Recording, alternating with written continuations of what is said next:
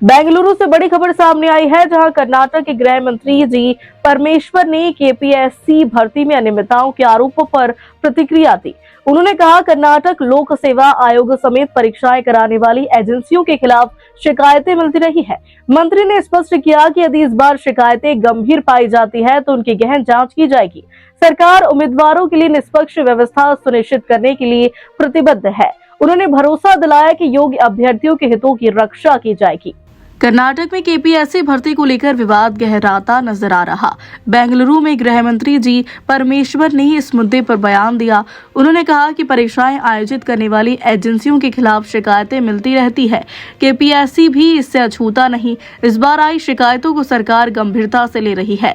यदि आरोप ठोस और गंभीर पाए गए तो जांच करवाई जाएगी। मंत्री ने कहा, सरकार पारदर्शिता के पक्ष में है। अभ्यर्थियों के भविष्य के साथ किसी तरह का समझौता नहीं किया जाएगा।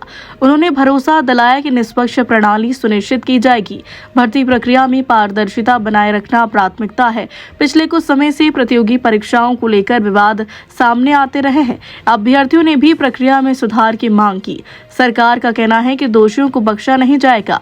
जरूरत पड़ी तो प्रशासनिक स्तर पर सख्त कदम उठाए जाएंगे। भर्ती प्रक्रिया की विश्वसनीयता बनाए रखना अहम है। जो परमेश्वर ने कहा, सभी शिकायतों की जांच निष्पक्ष तरीके से होगी। योग्य उम्मीदवारों के साथ न्याय नहीं किया जाएगा। राज्य सरकार इस मामले पर नजर बनाए हुए है। Fill the seats through an agency.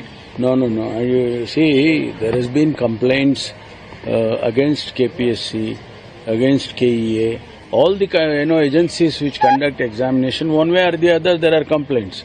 This time, if there are serious complaints like what you are mentioning, we'll examine it and see that a fair system is provided for the people who are going for exams.